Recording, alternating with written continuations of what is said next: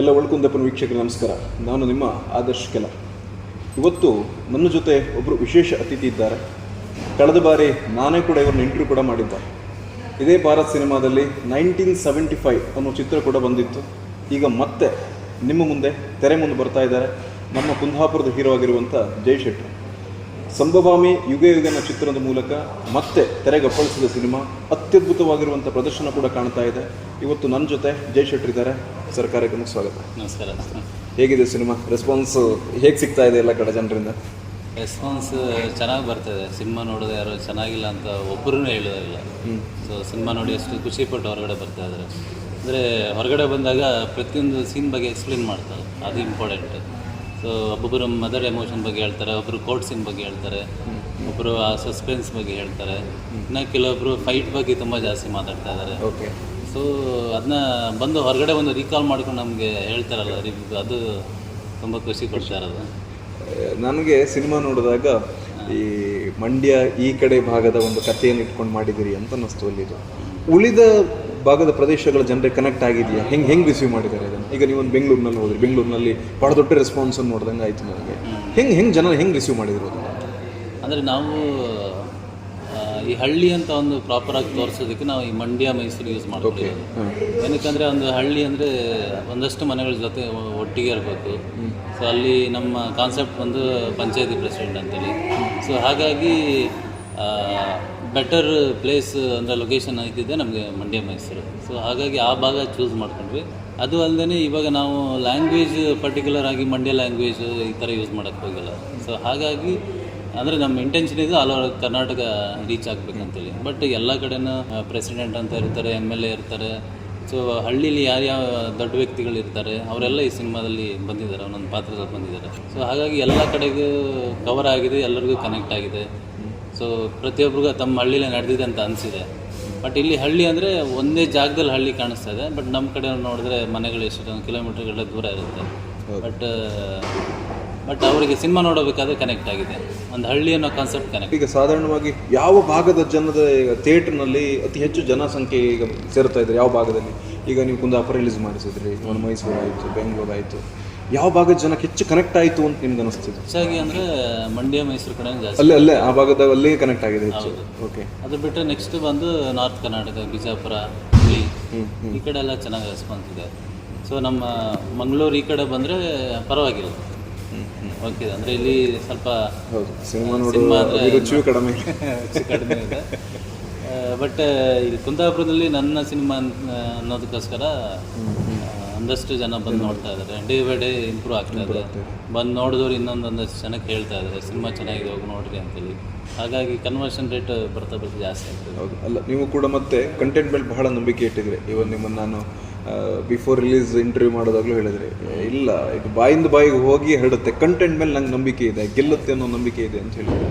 At the same ಈಗಲೂ ಕೂಡ ಅದೇ ರೀತಿ ಒಂದು ರೆಸ್ಪಾನ್ಸ್ ಹೊರಗಡೆ ಸಿಗ್ತಾ ಇದೆ.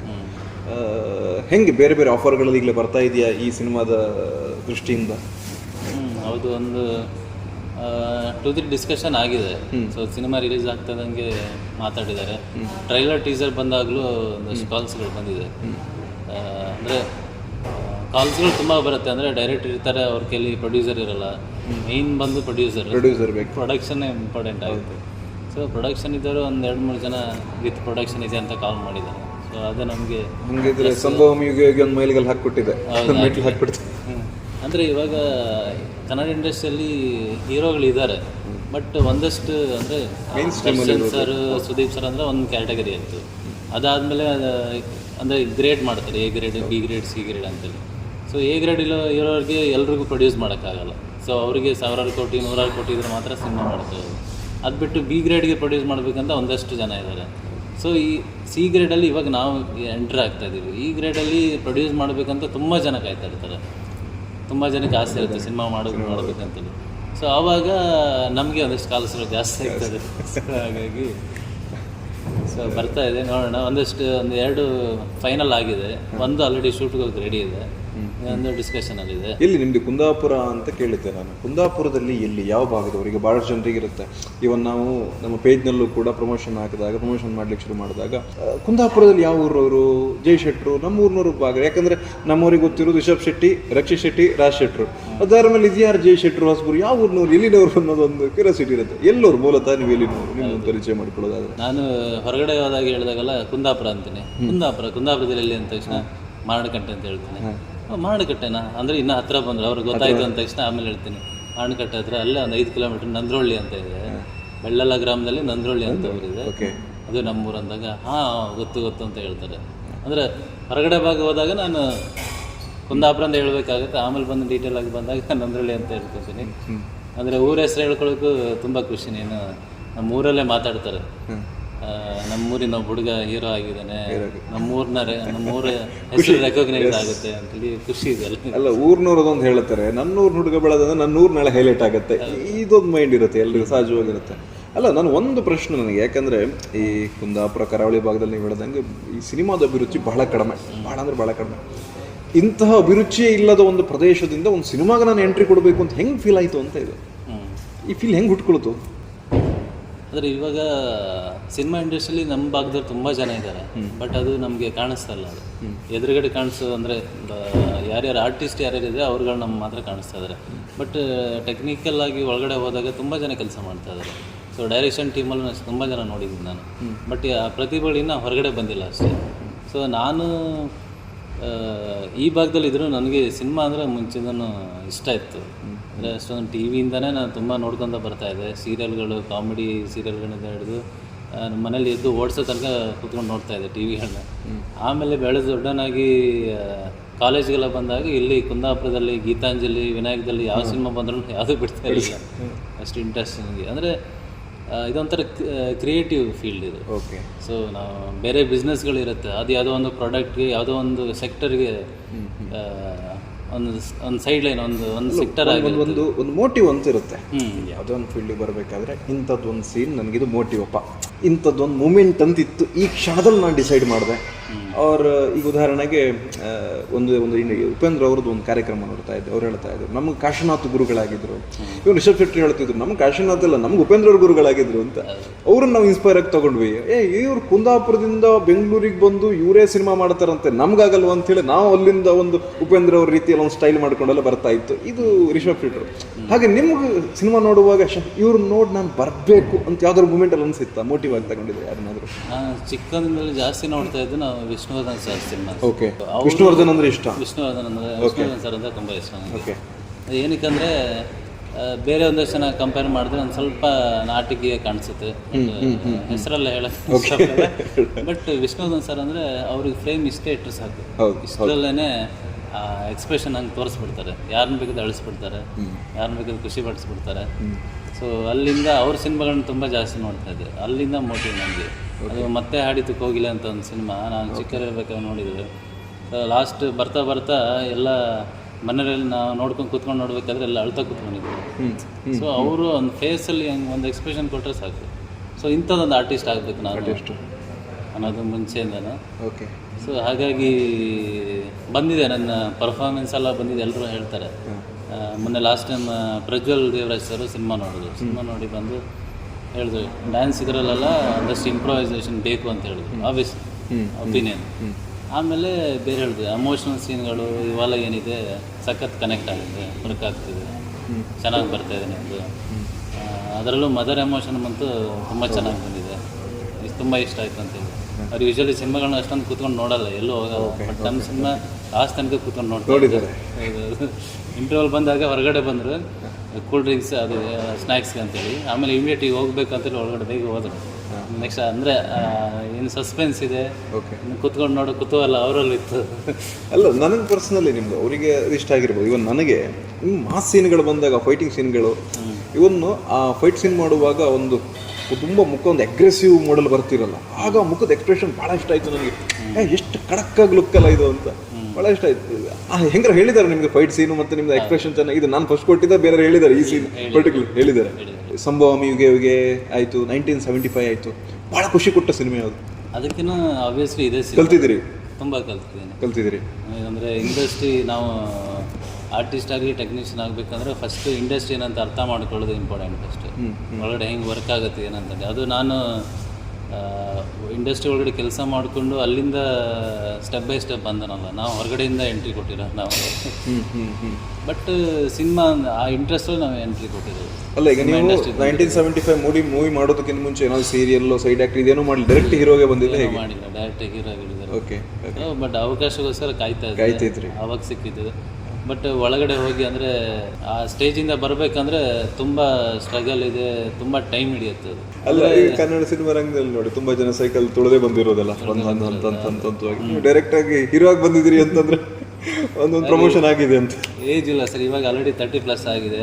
ಇನ್ನು ನಾನು 10 ವರ್ಷ ನಾನು ಸೈಕಲ್ ಹೊಡಿತದೆ, ನಾನು ಮುದುಕಾಗ್ಬಿಡ್ತೀನಿ. ಆಮೇಲೆ ನೋಡಿದ್ರೆ ಹಂಗೆ ಅನ್ಸಲ್ಲ. ಅಲ್ಲ, ನಾನು ಮೊನ್ನೆ ಆಲೋಚನೆ ಮಾಡ್ತಾ ಇದ್ದೀನಿ, ಎಷ್ಟು ಏಜ್ ಇರ್ಬೋದು? 30+ ಎಲ್ಲ ಇರ್ಲಿಕ್ಕಿಲ್ಲ, 25 30 ಇರ್ಬೋದು. 30+ ಆಗಿದೆಯಾ?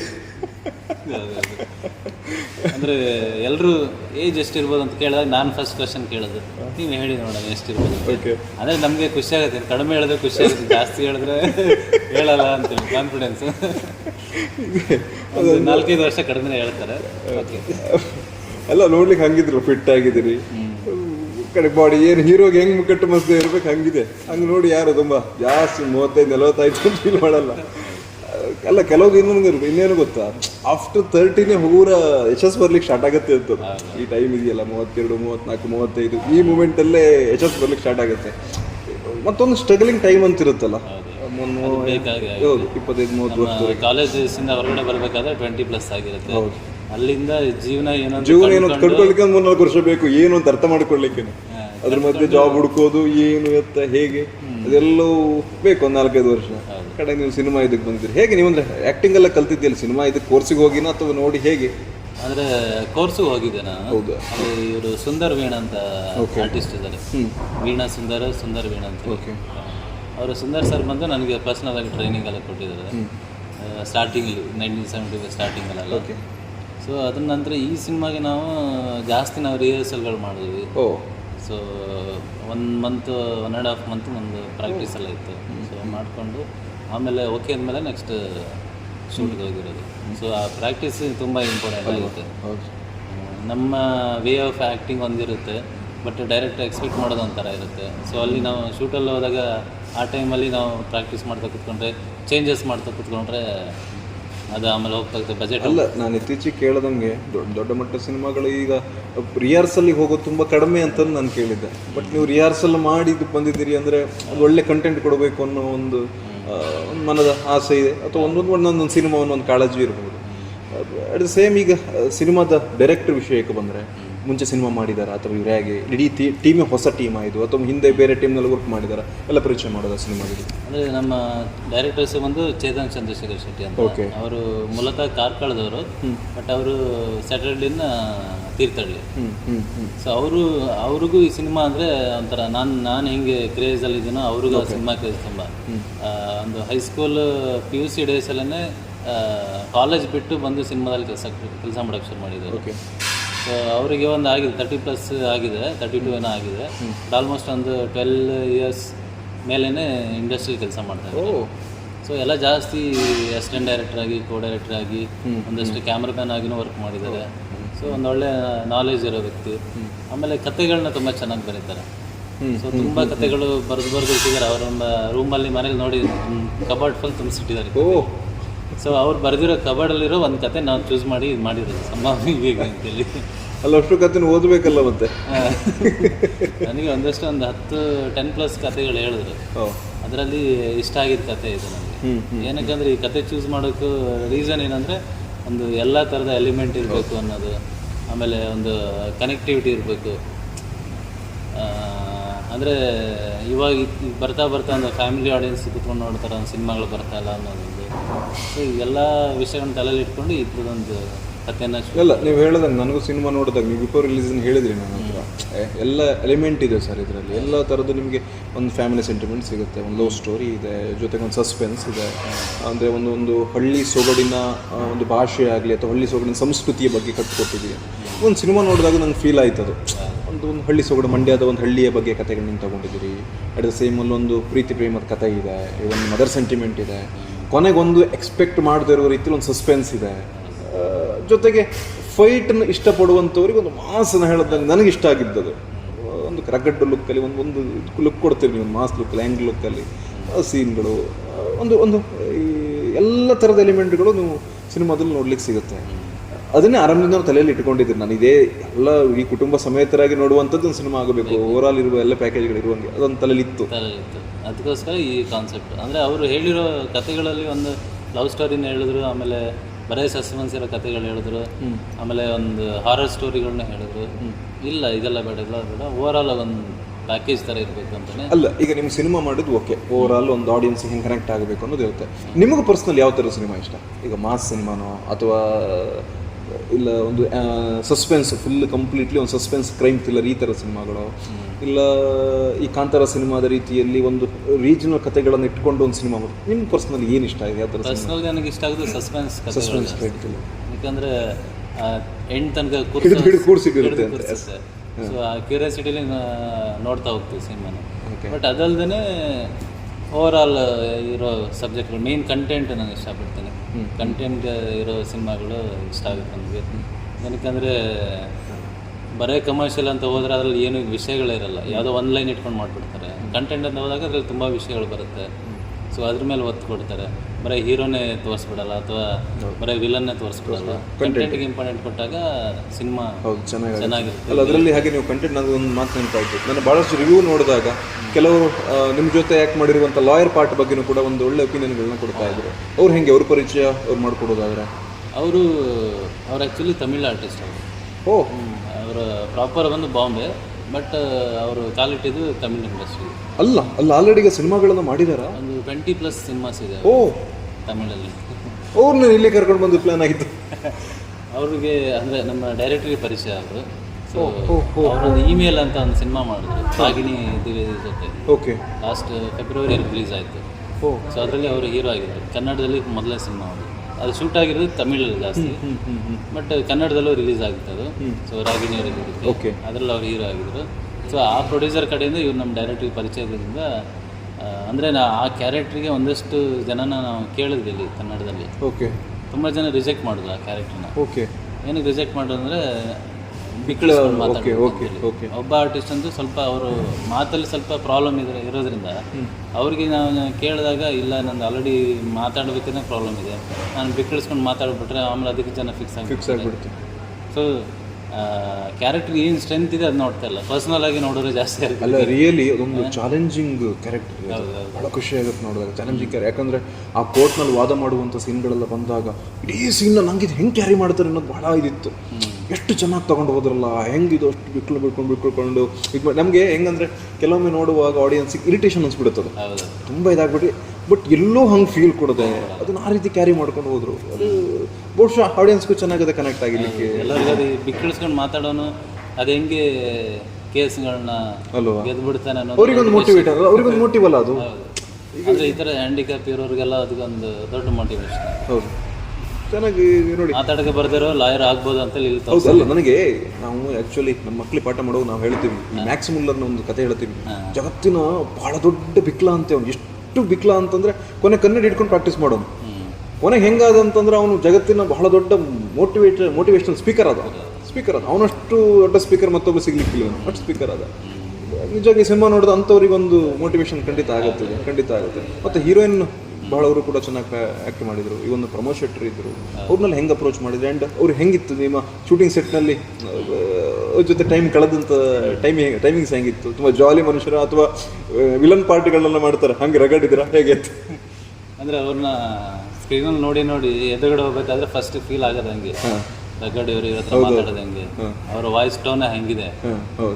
ಅದು ನಾನು ಅವ್ರ ಜೊತೆ ಅವರಿಗೆ ಕಾಂಪೀಟ್ ಮಾಡ್ಬೇಕಂದ್ರೆ ಅದು ದೊಡ್ಡ ಚಾಲೆಂಜ್ ಆಗಿತ್ತು.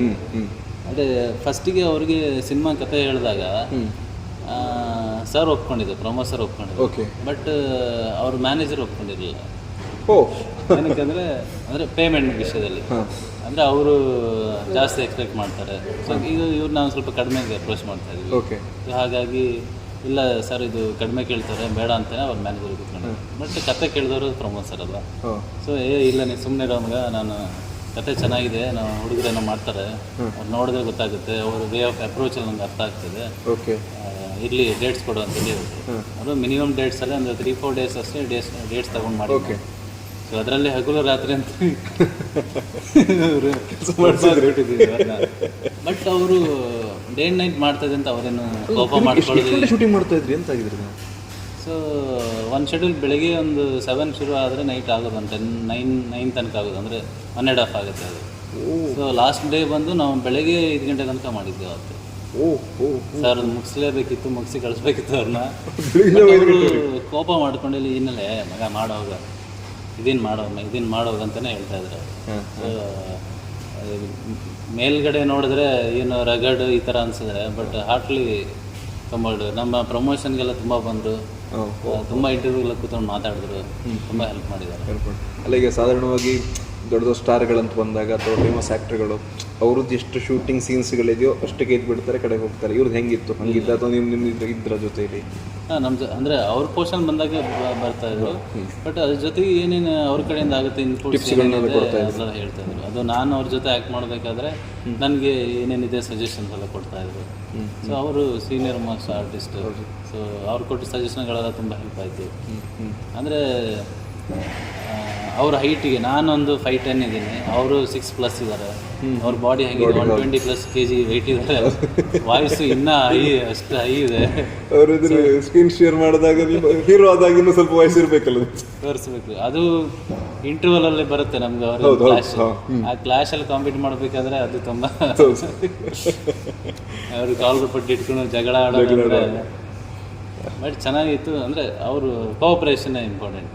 ಸೊ ಹಾಗಾಗಿ ಅವರಲ್ಲಿ ಇವರು ಸುಧಾರಣೆ ಮಾಡೋದನ್ನು ಸಮೇತ ಅವರು ಅಮ್ಮನ ಪಾಠ ತುಂಬ ಚೆನ್ನಾಗಾಯಿತು, ತುಂಬ ಚೆನ್ನಾಗಿ ಎಮೋಷನಲ್ ಮಾಡಿಸುತ್ತೆ. ಅದ್ರಾಗ ಹೇಳಿದ್ನಲ್ಲ ನಾನು ಕಜ್ಜಾಯ ತಿನ್ನಿಸುವ ಒಂದು ಪಾರ್ಟ್ ಸೀನ್ ಇದೆಯಲ್ಲ, ಅಂತನೂ ಒಂದ್ಸರ್ತಿ ಸೈಲೆಂಟ್ ಮಾಡಿಬಿಡುತ್ತೆ ಆ ಸೀನ್. ಅದು ಯಾಕಂದರೆ ಮನೆಯಲ್ಲಿ ನಮ್ಮ ಅಮ್ಮಂದರು ಸಹ ಏನೋ ಒಂದು ಅವ್ರಿಗೆ ಇಷ್ಟ ಇದ್ರು ನಮ್ಮ ಮಕ್ಳಿಗೆ ಇಷ್ಟ ಆಗುತ್ತೆ ಅನ್ನೋ ಕಾರಣಕ್ಕೆ ಅದನ್ನು ಇಗ್ನೋರ್ ಮಾಡಿ ಮಕ್ಳಿಗೆ ಕೊಟ್ಬಿಡ್ತಾರೆ, ನಮಗೆ ಬೇಡ ಇದು ಅಂತೇಳಿ. ನಂಗೆ ಹೊಟ್ಟೆ ತುಂಬ ಒಂದು ಸುಳ್ಳು ಹೇಳ್ಕೊಟ್ಬಿಡ್ತಾರೆ. ಈ ಥರ ಸೀನ್ಗಳು ನಂಗೆ ಕಜ್ಜಾಯ ತಿನ್ನೋ ಸೀನ್ ನೋಡಿದಾಗ ನಮ್ಮ ಅಮ್ಮ ನೆನಪಾದ್ಲು ನನಗೆ.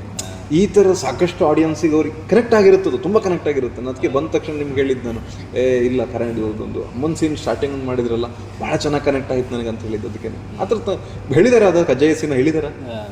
ಇಲ್ಲ, ಕಜ್ಜಾಯ ಸೀನಲ್ಲಿ ಫೀಲ್ ಏನಿದೆ ಚೆನ್ನಾಗಿದೆ ಅಂತ ಹೇಳಿದ್ದಾರೆ. ಬಟ್ ನೀವು ಪರ್ಟಿಕ್ಯುಲರ್ ಆಗಿ ಹೇಳಿದ್ರಲ್ಲ, ನಾವು ಚಿಕ್ಕರಿರ್ಬೇಕಾದ್ರೆ ಮಕ್ಕಳಿಗೆ ಹಿಂಗೆ ಕೊಟ್ಟು ತಿರ್ಸ್ತಾ ಇದ್ದಾರೆ, ದೊಡ್ಡವರಾದ್ಮೇಲೆ ನಾವು ಯೋಚನೆ ಮಾಡ್ತೀವಿ ಅಮ್ಮನ ಕೊಡೋಣ ಅಂತೇಳಿ. ಅದು ಕನೆಕ್ಟ್ ಆಗಿದೆ. ಹೌದು, ನನಗೆ ಕನೆಕ್ಟ್ ಆಗಿದೆ ಅದು. ಯಾಕಂದರೆ ನಾವು ಎಷ್ಟೋ ಸರ್ತಿ ಒಂದು ತಿಂಡಿ ತಿನ್ನೋ ವಿಚಾರದಲ್ಲೂ ಅವ್ರಿಗೆ ಬೇಕಿದ್ರು ಇಲ್ಲ ನಂಗೆ ಹೊಟ್ಟೆ ತುಂಬಿತು ಅಂತ ಹೇಳ್ಕೊಡೋದು. ಇವತ್ತಿಗೂ ನಮ್ಮಮ್ಮ ನಮ್ಮ ಮನೆಗೆ ಹೋದಾಗ ನಂಗೆ ಸಾಕಿದ್ದು ನೀ ತಿನ್ನು ಅಂತ ಹೇಳ್ತಾಳೆ.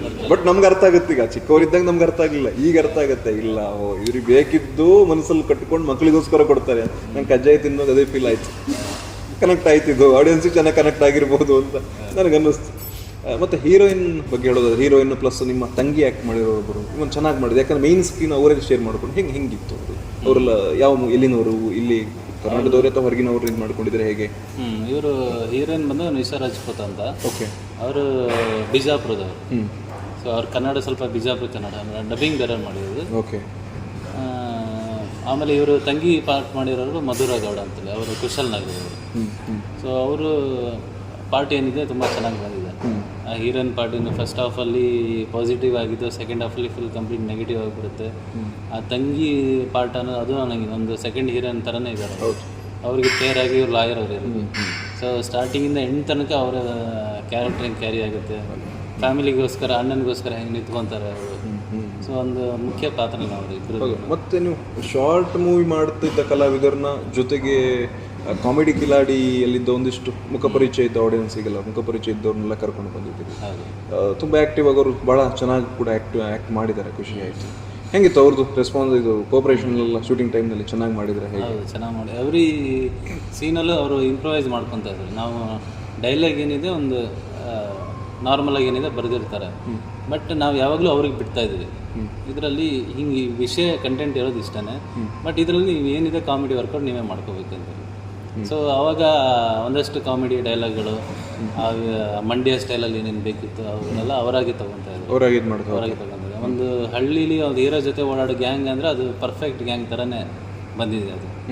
ಅಲ್ವಾ? ಹೌದು. ಗಿಲ್ಲಿ ಆಗ್ಬೋದು, ಸಿದ್ದು ಮಂಡ್ಯ, ಒಬ್ಬ ಜಾಸ್ತಿ ಮಾತಾಡೋನಿದೆ, ಒಬ್ಬ ಡುಮ್ಮಕ್ಕೆ ಕರ್ರಿಗೊಬ್ಬ ಕಾಣಿಸ್ಕೊಂಡಿರ್ತಾನೆ, ಒಬ್ಬ ಯಾವಾಗಲೂ ಅವನು ಟೀಸ್ ಮಾಡ್ತಾ ಇರ್ತಾನೆ, ಸೊ ಇನ್ನೊಬ್ಬ ಬಂದು ಅವನು ಸಪೋರ್ಟ್ ಮಾಡ್ತಾ ಇರ್ತಾನೆ, ಈ ಥರ ಗ್ಯಾಂಗ್. ಎಷ್ಟು ಟೈಮ್ ಡ್ಯೂರೇಷನ್ ತೊಗೊಂಡಿದ್ದೀರಿ ಮುಗಿಸ್ಲಿಕ್ಕೆ? ಎಷ್ಟು ಟೈಮ್ ಹಿಡಿದಿತ್ತು ಶೂಟ್? ಫಸ್ಟ್ ಸ್ಟುಡಿಯೋ ಬಂದು ನಾವು ಕಂಟಿನ್ಯೂಸ್ 25 ಡೇಸ್ ಶೂಟ್ ಮಾಡಿದ್ವಿ. ಅಲ್ಲ, ಓವರಾಲ್ ಸಿನಿಮಾ ಮುಗಿಸ್ಲಿಕ್ಕೆ ಒಂದು ಓವರಾಲ್ ನಮಗೆ 35 ಡೇಸ್ ಆಗಿದೆ. 35 ಡೇಸ್ ಶೆಡ್ಯೂಲ್ ಆಗಿರೋದು. ಫಸ್ಟ್ ಶೆಡ್ಯೂಲ್ ಅದೇ 25 ಡೇಸ್ ಆಗಿದೆ, ಅದು ಕಂಟಿನ್ಯೂಸ್ ಶೂಟ್ ಮಾಡಿರೋದು ನಾವು. ಓಕೆ. ಸೊ ನಾವು ಚನ್ನಪಟ್ಟಣದಲ್ಲಿ ತಗಚಿಗೆರೆ ಅಂತ ಊರು. ಓಕೆ. ಆ ಊರು ಲೊಕೇಶನ್ ಹುಡಿದಾಗ ಜಾಗ ಸಿಕ್ಕಿದ್ದು ನಮ್ಗೆ ಪರ್ಫೆಕ್ಟ್ ಅನಿಸ್ತು. ಏನಕ್ಕಂದರೆ ಒಂದು ರೋಡು ಕಂಪ್ಲೀಟ್ ಹಳೆಯ ಮನೆಗಳಿದ್ರೆ ಇನ್ನೊಂದು ರೋಡಲ್ಲಿ ಹೋದರೆ ಫುಲ್ ಇಂಪ್ರೂವ್ಡ್. ಅಂದರೆ ನಮಗೆ ಆಲ್ಮೋಸ್ಟ್ ಒಂದು 20 ಇಯರ್ಸ್ ಬ್ಯಾಕ್ ಪ್ರೆಸೆಂಟ್ ಈ ಥರ ತೋರಿಸ್ಬೇಕಾಗಿತ್ತು. ಸೊ ಹಾಗಾಗಿ ಹಳ್ಳಿ ಅದೇ ಸೂಟ್ ಆಗಿತ್ತು ನಮಗೆ. ನಾವು ಒಂದ್ಸಲ ಅಲ್ಲಿ ಹೋದಾದ್ಮೇಲೆ 25 ದಿವಸ ಏನಿದೆ ಥಿಯೇಟ್ರ್ ಪೋರ್ಷನ್ ಆಲ್ಮೋಸ್ಟ್ ಮುಗಿಸ್ಕೊಂಡ್ಬಂದ್ವಿ. ಆಮೇಲೆ ಮದರ್ ಪೋರ್ಷನ್ ಸ್ವಲ್ಪ, ಆಮೇಲೆ ಫೈಟ್ ಏನಿದೆ, ಸಾಂಗ್ ಏನಿದೆ ಅದು ನೆಕ್ಸ್ಟ್ ಉಳಿದ 10 ಡೇಸಲ್ಲಿ ನಾವು ಮಾಡ್ಕೊಂಡ್ವಿ. ಓಕೆ. ಮತ್ತು ಡಬ್ಬಿಂಗಲ್ಲಿ ಎಷ್ಟು ಟೈಮ್ ಹಿಡಿದುಕೊಂಡ್ರಿ? ಡಬ್ಬಿಂಗು ಆಗಿದೆ ಒಂದು 1 ಮಂತ್ 1.5 ಮಂತ್ ಆಗಿದೆ ಡಬ್ಬಿಂಗ್ಗೆ. ಬಟ್ ಎಲ್ಲ ಪ್ರತಿಯೊಬ್ಬ ಆರ್ಟಿಸ್ಟ್ನು ಇಮಿಡಿಯೇಟಾಗಿ ಬಂದು ಕೇಳ್ಬಿಟ್ಟು ಮಾಡ್ಕೊಳೋದು ಡಬ್ಬಿಂಗ್ಗೆ. ಸುಧಾರಣೆ ಮೇಡಮ್ ಇರ್ಬೋದು, ನಾನು ಈ ಥರ US ಹೋಗ್ತಾ ಇದ್ದೀನಿ, ನಾನು ಮಾಡಿಬಿಟ್ಟು ಹೋಗ್ತೀನಿ. ಯಾವ ಟೈಮಲ್ಲಿ ಮುಗಿಸ್ಕೊಂಡಿದ್ರಿ ಇದಾಗಿದ್ರೆ? ಅದು ಡಬ್ಬಿಂಗ್ ಎಲ್ಲ ಲಾಸ್ಟ್ ಡಿಸೆಂಬರಲ್ಲಿ ಆಗಿದೆ. ಡಿಸೆಂಬರಲ್ಲಿ ಮುಗಿಸ್ಕೊಂಡು ಆಗಿತ್ತು. ಪ್ರಮೋದ್ ಸರ್ನು ಅಷ್ಟೇ ಎಲ್ಲ ಹೇಳಿದ ತಕ್ಷಣ ಬಂದು ಕೇಳ್ಕೊಂಡು ಅವರಾಗಿ ಕೇಳ್ಕೊಂಡು ಮಾಡಿರೋ ಜಾಸ್ತಿ. ಮತ್ತು ಇನ್ನೊಂದು ಏನಂದರೆ ಈ ಸಿನಿಮಾದಲ್ಲಿ ಒಂದು ಪಾಸಿಟಿವಿಟಿ ಅನ್ನೋದು ಸ್ಟಾರ್ಟಿಂಗಿಂದ ಕ್ಯಾರಿ ಆಗ್ತಾಯಿತ್ತು. ನಾನು ಎಲ್ಲ ಕಡೆ ಹೋದಾಗ ಹೇಳ್ತಾ ಇರ್ತೀನಿ, ನಾವು ಕಥೆಯೊಂದು ತೊಗೊಂಡೋಗಿ ಪ್ರೊಡ್ಯೂಸರ್ ಅಪ್ರೋಚ್ ಮಾಡಿದ ತಕ್ಷಣ 10 ನಿಮಿಷದಲ್ಲಿ ಒಪ್ಕೊಂಬಿಟ್ರು, ಸರಿ ಆಯಿತು ಮಾಡೋಣ ಅಂತೇಳಿ. ಆಮೇಲೆ ಆರ್ಟಿಸ್ಟ್ಗಳಿಗೆ ಮಾತಾಡಿದಾಗ ಯಾರ್ಯಾರು ಆರ್ಟಿಸ್ಟ್ ನಮ್ಗೆ ಬೇಕಿತ್ತು ಅವರು ಹೇಳಿದ ತಕ್ಷಣ ಒಪ್ಕೊಂಡ್ಬಿಟ್ರು, ಇಲ್ಲ ಅಂತ ಯಾರು ಹೇಳಿಲ್ಲ. ಆಮೇಲೆ ಸುಧಾರಣೆ ಮೇಡಮ್ ಆಮೇಲೆ ಜಾಯ್ನ್ ಆಗಿದ್ದರು. ಅವರು ಒಂದು ಫೋನಲ್ಲಿ ಮಾತಾಡಿ ಕತೆ ಎಕ್ಸ್ಪ್ಲೇನ್ ಮಾಡಿದಾಗ ಫೋನಲ್ಲಿ ಒಪ್ಕೊಂಡು ಬಂದು ಆ್ಯಕ್ಟ್ ಮಾಡಿರೋ ಆರ್ಟಿಸ್ಟ್ ಅವರು. ಅವರೇ ಹೇಳ್ತಾರೆ, ನಾನು ಇವತ್ತಿನ ತನಕ ಯಾರಿಗೂ ಕಾಲ್ ಶೀಟ್ ಆಫೀಸ್ ಬಂದು ಮಾತಾಡಿದೆ, ಮನೆಗೆ ಬಂದು ಮಾತಾಡಿದೆ ಕೊಟ್ಟಿಲ್ಲ, ಎಲ್ಲ ಫೋನಲ್ಲಿ ಮಾತಾಡಿ ಯಾವತ್ತೂ ಕೊಟ್ಟಿಲ್ಲ ಅಂತೇಳಿ ಮೆನ್ಷನ್ ಮಾಡಿ ಹೇಳಿದ್ದಾರೆ ನನಗೆ. ಸೊ ಹಾಗೆ ಮತ್ತು ಇನ್ನೊಂದು ಪಾಸಿಟಿವ್ ಅಂದರೆ ನಾವು ಶೂಟ್ಗೆ ಹೋಗಿದ್ದು June 6 ರೈನಿಂಗ್ ಸೀಸನಲ್ಲಿ ಶೂಟಿಗೆ ಪ್ಲ್ಯಾನ್ ಮಾಡಿದ್ದು ನಾವು. ಬಟ್ ನಾರ್ತ್ ಅಂದರೆ ಆ ಕಡೆ ಸ್ವಲ್ಪ ಕಡಿಮೆ ಮಳೆ ಇರುತ್ತೆ, ಏನೋ ಪ್ರಾಬ್ಲಮ್ ಆಗಲ್ಲ ಅನ್ನೋ ನಮಗೊಂದು ಧೈರ್ಯ. ಬಟ್ ಅಲ್ಲಿ ಹೋಗಿ ಶೂಟ್ ಮಾಡಬೇಕಾದ್ರೆ ಸುತ್ತ ಆ ಊರು ಸುತ್ತೆಲ್ಲ ಮಳೆ ಬರೋದು, ಬಟ್ ಆ ಊರಲ್ಲಿ ಮಾತ್ರ ಮಳೆ ಬರ್ತಾ ಇರಲಿಲ್ಲ. ಆಮೇಲೆ ನಮಗೆ ಯಾರು ಆರ್ಟಿಸ್ಟ್ ಬೆಂಗಳೂರು ಕಡೆಯಿಂದ ಯಾರು ಬರ್ತಾಯಿದ್ರು, ಅವ್ರು ಬರಬೇಕಾದ್ರೆ ಫುಲ್ ಒದ್ದೆಯಾಗಿ ಬರೋರು. ಏನಿದು ನಾನು ಫುಲ್ ಒದ್ದಾಗಿ ಬಂದುಬಿಟ್ಟಿದ್ದೀನಿ, ಆ ಕಡೆ ಆ ರೇಂಜಲ್ಲಿ ಮಳೆ ಬರ್ತದೆ, ಇಲ್ಲಿ ನೋಡಿದ್ರೆ ಇಲ್ಲಿ ಮಳೆನೇ ಇಲ್ವಲ್ಲ ಅಂತೇಳಿ ಹೋಲ್ 25 ಡೇಸ್ ಹಿಂಗೆ. June 6 ಜುಲೈ ತನಕ ನಾವು ಶೂಟ್ ಮಾಡಿರೋದು. ಆ ಟೈಮಲ್ಲಿ ಎಲ್ಲ ಕಡೆ ಸುತ್ತ ಮಳೆ ಬಂದರೆ, ಊರಲ್ಲಿ ಮಾತ್ರ ನಾವು ಶೂಟ್ ಮಾಡೋ ಜಾಗದಲ್ಲಿ ಮಾತ್ರ ಮಳೆ ಇಲ್ಲ. ಅದು ಅಲ್ಲದೆ ಇನ್ನೊಂದು ಮೇಜರ್ ಇನ್ಸಿಡೆಂಟ್ ಆಯಿತು. ಊರಲ್ಲಿ ಅವತ್ತು ಏನು ಪೋರ್ಷನ್ ಇದೆ ಮುಗಿಸ್ಕೊಂಡಿದ್ದು. ಆಮೇಲೆ ಈ ಕಡೆ ಕೋರೆ ಹತ್ರ ಒಂದು ಸೀನ್ ಇತ್ತು, ಸೊ ಡೆಡ್ ಬಾಡಿಗಳ ಸೀನ್ ಇತ್ತು. ಸೊ ಅಲ್ಲಿ ಹೋಗ್ಬೇಕಿತ್ತು. ಇಲ್ಲಿ ಊರಲ್ಲಿ ಮಳೆ ಶುರು ಆಯಿತು. ಇನ್ನೇನು ಮಳೆ ಶುರು ಆಯಿತು, ನಮ್ಗೆ ಲಾಸ್ಟ್ ಒಂದು ಸೀನ್ ಇತ್ತು. ಆವಾಗ ಆ್ಯಂಬುಲೆನ್ಸಿಂದ ಹಿಡಿದು ಪ್ರೆಸ್ ಅವರು ಎಲ್ಲ ಕರೆಸಿದ್ವಿ ನಾವು, ತುಂಬ ದೊಡ್ಡ ಸೆಟ್ ಇತ್ತು. ಊರ ಆಚೆ ಹೋಗಿ ಶೂಟ್ ಮಾಡಬೇಕಿತ್ತು. ಇನ್ನೇನು ಮಳೆ ಶುರು ಆಯಿತು, ಇನ್ನೇನು ಮಾಡೋದಂತ ಯೋಚನೆ ಮಾಡೋದು. ಸರಿ ಆಯಿತು, ನೋಡೋಣ ಲೊಕೇಶನ್ ನೋಡೋಣ ಅಂತೇಳಿ ಆ ಕಡೆ ಹೋಗಿ ಊರಾಚೆಗೆ ನೋಡಿದ್ರೆ ಊರಾಚೆ ಮಳೆ ಇಲ್ಲ, ಊರಲ್ಲಿ ಮಳೆ ಬರುತ್ತೆ. ಸೊ ಹೀಗೆ ಪ್ರತಿಯೊಂದರಲ್ಲೂ ನಮಗೆ ಪಾಸಿಟಿವ್ ಕ್ಯಾರಿ ಆಗ್ತಾ ಇತ್ತು. ಇವನ್ ಮ್ಯೂಸಿಕ್ ಮಾಡಿದವ್ರು ಇರ್ಬೋದು, ಆಮೇಲೆ ಡ್ಯಾನ್ಸ್ ಮಾಸ್ಟರ್ ಇರ್ಬೋದು, ಪ್ರತಿಯೊಬ್ಬರು ಯಾರು ದುಡ್ಡು ತೊಗೊಂಡಿದ್ದೀನಿ ನಾನು ಕೆಲಸ ಮಾಡಬೇಕಂತೇಳಿ ಮಾಡಿದ್ದಾರೆ. ಎಲ್ಲ ಗೆಲುವಿನ ಹಸಿವಿನ ಜೊತೆಗೆ ಮಾಡ್ತಾರೆ ಇರೋದು. ಟೆಕ್ನಿಷಿಯನ್ಸ್ ಹಂಗೆ ಚೆನ್ನಾಗಿ ಸಪೋರ್ಟ್. ಅಲ್ಲ, ಸಿನಿಮಾದಲ್ಲಿ ಕಾಣ್ತಿತ್ತದು ಆ ಹುಚ್ಚುತನ ಇತ್ತಲ್ಲ. ಯಾಕಂದರೆ ಒಂದು ಮಾತಿದೆಯಲ್ಲ, positive mad people will always go to create history ಅಂತ. ಒಂದು ಧನಾತ್ಮಕ ಹುಚ್ಚುತನ ಇರಬೇಕದು. ಆ ಹುಚ್ಚುತನ ಇದು ಕಾಣ್ತಿತ್ತು ಪ್ರತಿಯೊಂದು ವರ್ಕಿಂಗ್ಲು, ಕೆಲಸದಲ್ಲೂ ಅಷ್ಟೇ ಚೆನ್ನಾಗಿ ನೀಟಾಗಿ ಬಂತು ಕೂಡ. ಆಡಿಯನ್ಸ್ ಓವರಾಲ್ ಆಗಿ ಸಿನಿಮಾ ನೋಡಿದಾಗ ಏನು ಹೇಳ್ತಾರೆ, ಕೆಲವು ಸಿನಿಮಾಗಳು ಹೆಂಗೆ ಅಂತಂದರೆ, ಇವನ್ ನಾನು ಮೊನ್ನೆ ಫೇಸ್ಬುಕ್ಕಲ್ಲಿ ಇವನ್ ಕೂಡ ರಿವ್ಯೂ ಬರೆದು ಹಾಕಿದ್ದೆ.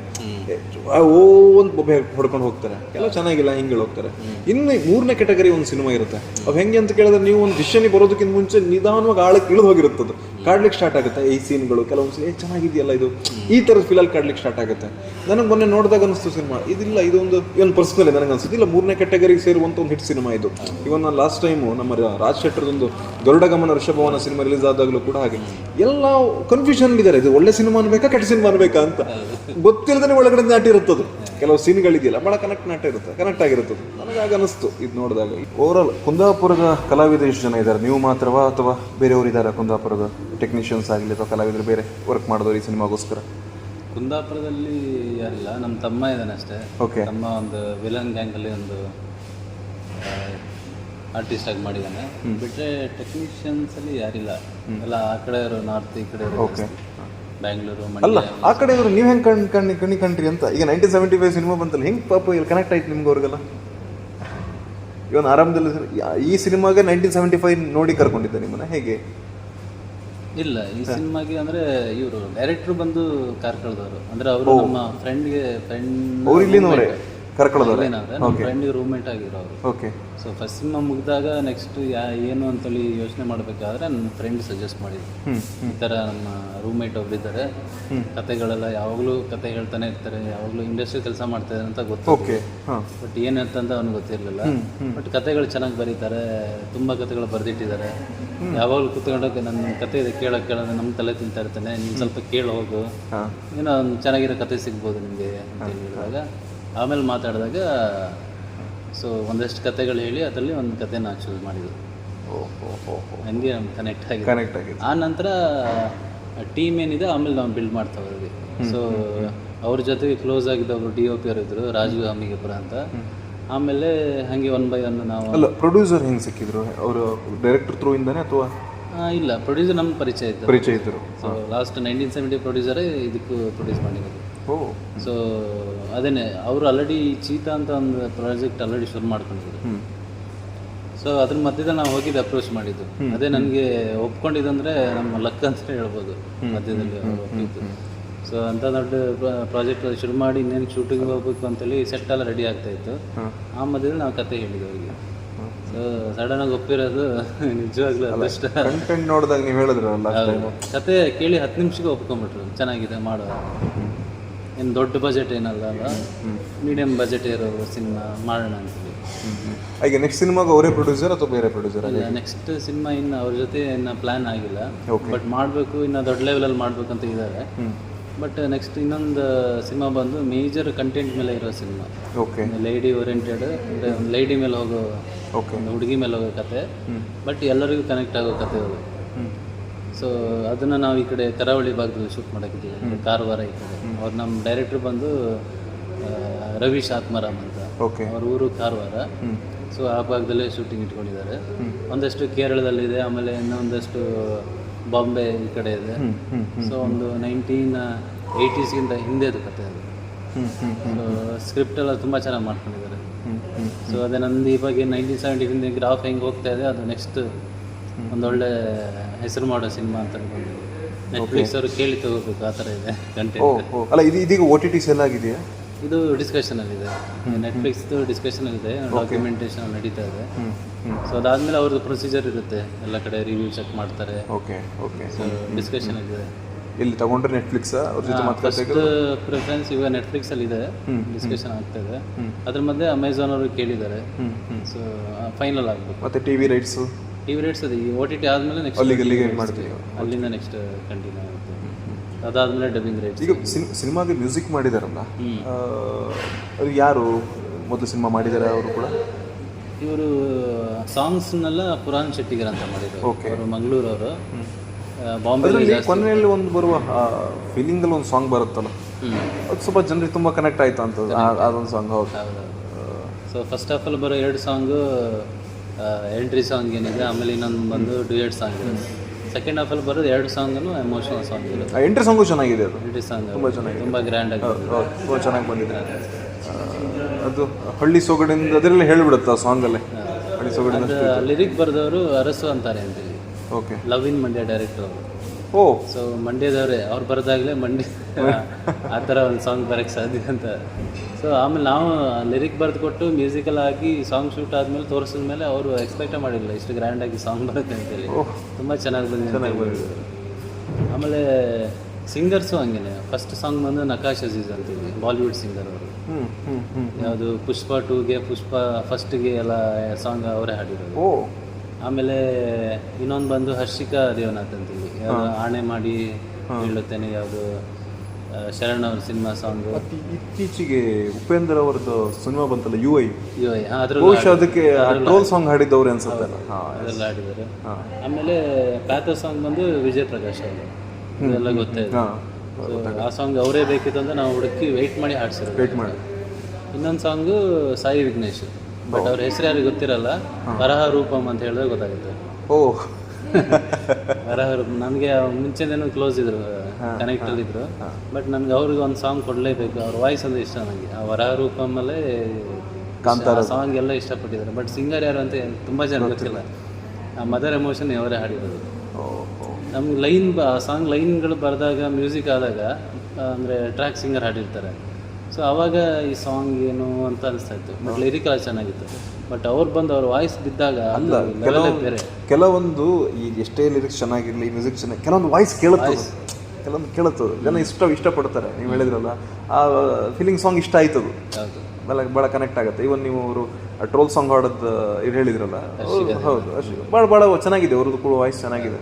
ಆ ಸಾಂಗ್ ಕೂಡ ಬಹಳ ವೈರಲ್ ಆಗಿದೆ. ಅದನ್ನು UI ಸಿನಿಮಾದ ಆ ಸಾಂಗ್ ಕೂಡ ಅವ್ರ ವಾಯ್ಸಿಗೆ ತುಂಬ ವೈರಲ್ ಆಗಿದೆ. ಕೆಲವೊಂದು ವಾಯ್ಸ್ಗಳು ಹಾಗೆ ಭಾಳ ಕಾಡ್ಲಿಕ್ಕೆ ಶುರುವಾಗುತ್ತೆ. ತುಂಬ ವರ್ಷ ಟ್ರ್ಯಾಕ್ನಲ್ಲಿ ಅವರು ಓಡುವಂಥ ಕುದುರೆಗಳೇ ಮತ್ತೆ ಅವರು ಅಷ್ಟು ಸುಲಭದಲ್ಲಿ ನಿಲ್ಲೋದಿಲ್ಲ. ಖುಷಿ ಅನ್ಸುತ್ತೆ ನೋಡುವಾಗ. ಆದರೆ ಕುಂದಾಪುರದವ್ರು ಅಂದರೆ ನೀವು ಮತ್ತೆ ಡೈರೆಕ್ಟರ್ ಕಾರ್ಕಳದವ್ರು ಈ ಕಡೆ. ಕುಂದಾಪುರ ಭಾಗದವ್ರು ಅಂತ ಯಾರಿಲ್ಲ, ಅವರ ಟೀಮ್ ಆಲ್ ಓವರ್ ಕರ್ನಾಟಕನೇ ಇದೆ. ಎಲ್ಲ ಕಡೆ ವರ್ಕರ್ಸ್ ಇದ್ದಾರೆ. ಹೀರೋಯಿನ್ಸ್ ಬಿಜಾಪುರ ಎಲ್ಲ ಭಾಗದವರು ಇದ್ದಾರೆ. ಓವರಲ್ ನಾನು ಕೊನೆಯದಾಗಿ ನಿಮ್ಮ ಹತ್ರ ಒಂದು ಕೇಳೋದಾದರೆ, ಆಡಿಯನ್ಸಿಗೆ ಈ ಸಿನಿಮಾ ನೋಡಬೇಕು ಅಂತ ಯಾಕೆ ಹೇಳ್ತೀರಿ? ಈಗ ಸಾಕಷ್ಟು ಸಿನಿಮಾಗಳಿದೆ, ಬರುತ್ತೆ. ಒಂದು ಮೊನ್ನೆ ಕೋಟಿ ಬಂತು, ಲವಲಿ ಬಂತು, ಈಗ ಸಾಕಷ್ಟು ಸಿನಿಮಾಗಳು ಬರ್ತಾ ಇದೆ. ಅದರ ಮಧ್ಯದಲ್ಲಿ ಸಂಭವಾಮಿ ಯುಗೆ ಯುಗೆ ಇಂಥ ದೃಷ್ಟಿಕೋನಕ್ಕೆ ನೋಡಬೇಕು, ಒಂದು ಲೈನಲ್ಲಿ ಅಥವಾ ಒಂದು ವಾಕ್ಯದಲ್ಲಿ ಹೇಳೋದು. ನೀವು ಆವಾಗಲೇ ಈ ಸಿನಿಮಾ ಬಗ್ಗೆ ಹೇಳ್ತಾರೆ. ಏನಂದರೆ ಒಂದು ಕಾಡುವಂಥ ಸಿನಿಮಾ ನೋಡ್ಕೊಂಡು ಹೊರಗಡೆ ಬಂದರೆ ತುಂಬ ವಿಷಯಗಳು ಕನೆಕ್ಟ್ ಆಗುತ್ತಾರೆ. ಸೊ ಅದಕ್ಕಿಂತಲೇ ನಾವು ಇವಾಗ ಯಾವುದೋ ಒಂದು ವಿಷಯ ಇಟ್ಕೊಂಡು ಮಾಡಿರೋ ಸಿನಿಮಾ ಅಲ್ಲ. ಸೊ ಪ್ರತಿ ಯಾರೋ ಒಬ್ರಿಗಾದರೂ ಯಾವುದೋ ಒಂದು ವಿಷಯದಾದ್ರೂ ಕನೆಕ್ಟ್ ಆಗ್ಬೇಕು ಅಂತೇಳಿ. ಸೊ ಆ ಥರ ಮಾಡಿರೋ ಸಿನಿಮಾ ಇದು. ಅಂದರೆ ಇದರಲ್ಲಿ ನಾವು ಬಂದಿರೋ ಪ್ರತಿಯೊಂದು ಕ್ಯಾರೆಕ್ಟ್ರೂ ಸುಮ್ಮನೆ ಯಾರೋ ಬಂದರು ಸುಮ್ಮನೆ ತುರುಕಿದ್ದೀವಿ ಅನ್ನೋ ಥರ ಯಾರು ಇಲ್ಲ. ಪ್ರತಿಯೊಂದು ಡೈಲಾಗು ಕನೆಕ್ಟ್ ಇದೆ, ಪ್ರತಿಯೊಂದು ಸೀನ್ಗಳು ಕನೆಕ್ಟೆಡ್ ಇದೆ, ಪ್ರತಿಯೊಂದು ಕ್ಯಾರೆಕ್ಟರ್ಗಳು ಆ ಕತೆಗೆ ಕನೆಕ್ಟೆಡ್ ಇದ್ದಾರೆ. ಸುಮ್ಮನೆ ಬಂದು ಹೋಗೋ ಥರ ಯಾರೂ ಇಲ್ಲ. ಹಾಗಾಗಿ ಒಂದು ಒಳ್ಳೆ ಸಿನಿಮಾ ಅಂದರೆ ನಮ್ಮ ಅದರಲ್ಲಿರೋ ಸ್ಕ್ರೀನ್ ಪ್ಲೇನೂ ಅಷ್ಟೇ. ಸೊ ಈಗ ನೆಕ್ಸ್ಟ್ ಇದಾಗುತ್ತೆ ಅಂತೇಳಿ ಜಡ್ಜ್ ಮಾಡೋಕ್ಕೆ ಯಾರಿಗೂ ಆಗೋಲ್ಲ. ನೋಡೋರೆಲ್ಲ ನಾವೀಗ ರಿವ್ಯೂ ಕೊಟ್ಟಿರೋದು ಹಂಗೆ ಜನ. ಇಂಥದ್ದೊಂದು ಡಿಫ್ರೆಂಟ್ ಆಗಿರೋ ಸಿನಿಮಾ, ಡಿಫ್ರೆಂಟ್ ಜಾನರಲ್ಲಿ ಬಂದಿರೋ ಸಿನಿಮಾ. ಸೊ ಇಲ್ಲಿ ತನಕ ನೋಡಿಲ್ಲ. ಆಮೇಲೆ ನಮ್ಮ ಪ್ರೆಸ್ ಅವರು ಎಲ್ಲ ಬಂದು ಸಿನಿಮಾ ನೋಡಿದಾಗ ಅವರು ರಿವ್ಯೂ ಕೊಟ್ಟಿರೋದು ಅಷ್ಟೇ. ತುಂಬ ಟೈಮ್ ಆದಮೇಲೆ ಒಂದು ಒಳ್ಳೆ ಸಿನಿಮಾ ನೋಡಿದ್ವಿ ಅಂತೇಳಿ. ಅದೇ ಒಂದು ಒಳ್ಳೆ ಸಿನಿಮಾ ಮಾಡಿದ್ದೀವಿ. ಸಿನಿಮಾ ಏನಂದರೆ ಬುಕ್ ಮೈ ಶೋಲು ಕೂಡ 99% ತಗೊಳುತ್ತೋ ಅಂತ ರೇಟಿಂಗ್ ಚೆನ್ನಾಗಿ ತಗೊಳುತ್ತೋ. ನಮ್ಮ ಸಿನಿಮಾ ನೋಡಿದ್ರೆ ಯಾರು ಚೆನ್ನಾಗಿಲ್ಲ ಅಂತ ಹೇಳೋಕ್ಕೆ ಸಾಧ್ಯನೇ ಇಲ್ಲ. ಅವರು ಆ ಗುಂಗಲ್ಲೇ ಹೊರಗಡೆ ಬರ್ತಾ ಇದ್ದಾರೆ ಸಿನಿಮಾ. ಸೊ ಹಾಗಾಗಿ ಯಾರು ನೆಗೆಟಿವ್ ಕಡೆ ಹೋಗೇ ಇಲ್ಲ. ಅವೇಸ್ ಟೆಕ್ನಿಕಲಿ ಒಂದಷ್ಟು ಕಾಣಿಸುತ್ತೆ, ಅದು ಟೆಕ್ನಿಕಲ್ ಆಗಿ ನೋಡಿದಾಗ ಮಾತ್ರ ಒಂದಷ್ಟು ಇದೆ. ಬಟ್ ಮೇನ್ ಕೂತಿರೋದು ಸಿನಿಮಾ, ಸ್ಕ್ರೀನ್ ಪ್ಲೇ, ಕಂಟೆಂಟು, ಕ್ಯಾರೆಕ್ಟರ್ಗಳು ಕೂತ್ಕೊಂಡಿದೆ. ಸೊ ಹಾಗಾಗಿ ಇದು ಒಂದು ಥಿಯೇಟ್ರಲ್ಲಿ ಎಕ್ಸ್ಪೀರಿಯೆನ್ಸ್ ಮಾಡುವಂಥ ಸಿನಿಮಾ. ಅದು OTT ನೋಡೋಲ್ಲ. ಸೊ ಆ ಥಿಯೇಟ್ರಲ್ಲಿ ಆ ಮ್ಯೂಸಿಕ್ ನಾವು ಕೊಟ್ಟಿರೋದು ಹಂಗೇನೆ. ಅದು 5.1 ಏನಿದೆ ಆ ಎಫೆಕ್ಟಲ್ಲಿ ಕೇಳೋದು. ಸೊ ಅಷ್ಟು ಎಫರ್ಟ್ ಹಾಕಿ ಮಾಡಿದ್ದೀವಿ. ಸಿನಿಮಾ ಚೆನ್ನಾಗಿ ಬಂದಿದೆ. ನೋಡಿದವರೆಲ್ಲ ಹೊಗಳ್ತಾ ಇದ್ದಾರೆ. ಯಾರೂ ಒಂದು ಚೆನ್ನಾಗಿಲ್ಲ ಅಂತ ಒಬ್ಬರು ಬಾಯಲ್ಲೂ ನಾವು ಕೇಳಿಲ್ಲ. ಸೊ ಒಬ್ಬೊಬ್ಬರು ಒಂದೊಂದು ವಿಷಯನ ಎತ್ತಿ ಮೆನ್ಷನ್ ಮಾಡಿ ನಮಗೆ ಹೇಳ್ತಾ ಇದ್ದಾರೆ, ಇದು ಚೆನ್ನಾಗಿದೆ, ಅದು ಚೆನ್ನಾಗಿದೆ ಅಂತೇಳಿ. ಸೊ ನೀವು ಥಿಯೇಟ್ರಲ್ಲಿ ಬಂದು ನೋಡಿ, ಮಿಸ್ ಮಾಡ್ಕೋಬೇಡಿ. ಥಿಯೇಟ್ರಲ್ಲಿ ಎಂಜಾಯ್ ಮಾಡಿ. ಹೆಂಗಿತ್ತು ಅಂತೇಳಿ ನನಗೆ ಆದರೆ ಮೆಸೇಜ್ ಮಾಡಿ ಹೇಳಿ. ಇನ್ಸ್ಟಾಗ್ರಾಮಲ್ಲಿದ್ದೀನಿ, ಫೇಸ್ಬುಕ್ಕಲ್ಲಿದ್ದೀನಿ. ಸೊ ನಿಮಗೆ ಯಾವ ವಿಷಯ ಕನೆಕ್ಟ್ ಆಗಿದೆ, ಯಾವ ವಿಷಯ ಇಷ್ಟ ಆಗಿದೆ ಅಂತ ನನಗೆ ಹೇಳಿ. ಸೊ ಅದೇ ಎಕ್ಸ್ಪೆಕ್ಟ್ ಮಾಡೋದು ನಾನು. ಸಿನಿಮಾನ ಥಿಯೇಟ್ರಿಗೆ ಬಂದು ನೋಡಿ. ಈಗ ಹೋದ ವರ್ಷ ಒಂದು ಸಿನಿಮಾ ಮಾಡಿದೆ, ಈ ವರ್ಷ ಈ ಸಿನಿಮಾದಲ್ಲಿ ಬಂದಿದ್ದೀನಿ. ನೆಕ್ಸ್ಟ್ ಇನ್ನೂ ಒಂದಷ್ಟು ಸಿನಿಮಾಗಳನ್ನ ಮಾಡೋಕ್ಕೆ ಸ್ಫೂರ್ತಿ ಆಗುತ್ತೆ. ಅದಕ್ಕೆಲ್ಲದಕ್ಕೂ ಮೇಯ್ನ್ ಬೇಕಾಗಿರೋದು ನೀವು ಥಿಯೇಟ್ರಿಗೆ. ಅಲ್ಲ, ನಮಗೆ ಯಾವಾಗಲೂ ಜಯಶೆಟ್ಟರನ್ನು ನೋಡಿದಾಗ ಕಳಸರ್ತೀವಿ ಕೂಡ 1975 ಸಿನಿಮಾ ಬಂದಾಗ ದೊಡ್ಡ ದೊಡ್ಡ ಸ್ಟಾರ್ಗಳ ಏನು ಬಹಳ ದೊಡ್ಡ ಏನು ಬೆಂಬಲ ಇರಲಿಲ್ಲ. ಆದರೆ ಬಹಳ ದೊಡ್ಡ ಒದ್ದಾಟ ಮಾಡಿದರು, ಸಿನಿಮಾ ನಿಲ್ಲಿಸಬೇಕು, ಗೆಲ್ಲಿಸಬೇಕು ಅಂತೇಳಿ. ಈಗ ಮತ್ತೆ ಥಿಯೇಟ್ರಿಗೆ ಬಂದಿದ್ದಾರೆ. ಅವರಲ್ಲಿ ಒಂದು ಹುಚ್ಚುತನವನ್ನು ನಾನಂತೂ ಕಂಡೆ. ಯಾಕೆ ಅಂತಂದರೆ ನಾನು ಮೊನ್ನೆ ಇಂಟರ್ವ್ಯೂ ಮಾಡಬೇಕಾದ್ರೆ ನಾನು ಅವ್ರಿಗೆ ಸುಮ್ಮನೆ ಒಂದು ಪ್ರಶ್ನೆ ಹಾಕಿದೆ, ನಿಮ್ಗೆ ಯಾರಾದರೂ ತಳಪತಿ ವಿಜಯ್ ಥರ ಇದ್ದಾರೆ ಅಂತ ಹೇಳಿದಾರಾ, ನನ್ನ ಫ್ರೆಂಡ್ ಒಬ್ಬ ಹಿಂಗೆ ಹೇಳಿದ್ದಾನೆ ಅಂತೇಳಿ ಒಂದು ರಿವ್ಯೂ ಕೊಟ್ಟೆ. ಅವರೆಲ್ಲ ಆನ್ಸರ್ ಮಾಡಿ ಕೊನೆಯಲ್ಲಿ ಹೇಳಿದರು, ಈಗ ನನಗೆ ತಳಪತಿ ವಿಜಯ್ ಹೋಲಿಸಿದ್ದಾರೆ, ನಾಳೆ ದಿನ ಮತ್ತೊಬ್ಬರು ನನಗೆ ಖಂಡಿತ ಹೋಲಿಸ್ತಾರೆ, ಆ ಲೆವೆಲಿಗೆ ಬೆಳಿತೀನಿ ಅಂತ. ಆದರೆ ಆ ಹುಚ್ಚುತನ ಇದೆ, ಖುಷಿಯಾಗುತ್ತೆ, ಬೆಳಿಬೇಕು ಅನ್ನೋ ಹಠ ಇದೆ. ಅಷ್ಟೇ ಚೆನ್ನಾಗಿ ಸುಮ್ಮನೆ ಬೆಳಿಬೇಕು ಅನ್ನೋ ಹಠ ಇದ್ದಾಗೆ ಒಟ್ರಾಶಿ ಸಿನಿಮಾ ಕೊಡಲಿಲ್ಲ, ಅಷ್ಟೇ ಕಂಟೆಂಟ್ ಓರಿಯೆಂಟೆಡ್ ಸಿನಿಮಾಗಳನ್ನ ಕೊಟ್ಟಿದ್ದಾರೆ. ಯಾವಾಗಲೂ ಕನ್ನಡದಲ್ಲಿ ಒಂದು ಒಳ್ಳೆ ಸಿನಿಮಾ ಬರಲಿಲ್ಲ ಅಂತ ನಾವು ಹೇಳ್ತಾ ಇರ್ತೀವಿ. ಈಗ ಸಿನಿಮಾ ಬಂದಿದೆ, ನಾವು ಥಿಯೇಟ್ರಿಗೆ ಬಂದು ಸಿನಿಮಾವನ್ನು ನೋಡಿ ಗೆಲ್ಲಿಸಿದಾಗ ಅವರು ಖಂಡಿತವಾಗ್ಲೂ ಕೂಡ ಖುಷಿ ಪಡ್ತಾರೆ. ಪ್ರೇಕ್ಷಕರಿಗೆ ಬಹಳ ದಿನಗಳ ಮೇಲೆ ಒಂದು ಕುಟುಂಬ ಸಮೇತವಾಗಿ ಒಂದು ಥಿಯೇಟರ್ನಲ್ಲಿ ನಾನು ಸಿನಿಮಾವನ್ನು ಎಂಜಾಯ್ ಮಾಡ್ತೀನಿ ಅನ್ನೋರಿಗೆ ಬೆಸ್ಟ್ ಆಪ್ಷನ್ ಸಂಭವಾಮಿ ಯುಗೆ ಯುಗೆ. ಭಾಳ ಚೆನ್ನಾಗಿದೆ ಸಿನಿಮಾ, ನಾನು ನೋಡಿದ್ದೀನಿ. ನಿಮಗೂ ಸಹ ಸಿನಿಮಾ ನೋಡಬೇಕು ಅಂತಂದರೆ ಬಹಳ ದೂರ ಹೋಗಲಿಕ್ಕಿಲ್ಲ. ಕೋಟೇಶ್ವರದ ಭಾರತ್ ಸಿನಿಮಾದಲ್ಲಿ ಸಿನಿಮಾ ರಿಲೀಸ್ ಆಗಿದೆ ಮೊನ್ನೆ ಶುಕ್ರವಾರ, ಚೆನ್ನಾಗಿ ಓಡ್ತಾ ಇದೆ. ಬನ್ನಿ, ಸಿನಿಮಾವನ್ನು ನೋಡಿ, ಹರಸಿ, ಅವ್ರನ್ನೂ ಕೂಡ ಹಾರೈಸಿ. ಇಷ್ಟೊತ್ತು ನಮ್ಮ ಈ ಸಂದರ್ಶನವನ್ನು ನೋಡಿದಂಥ, ಇಂಟರ್ವ್ಯೂವನ್ನು ನೋಡಿದಂಥ ಎಲ್ಲ ಪ್ರೇಕ್ಷಕರಿಗೆ ಅತ್ಯಂತ ಪ್ರೀತಿ ಧನ್ಯವಾದಗಳನ್ನು ಹೇಳ್ತಾ ಇವತ್ತಿನ ಈ ಕಾರ್ಯಕ್ರಮ ಮುಗಿಸ್ತಾ ಇದ್ದೀನಿ. Thank you so much.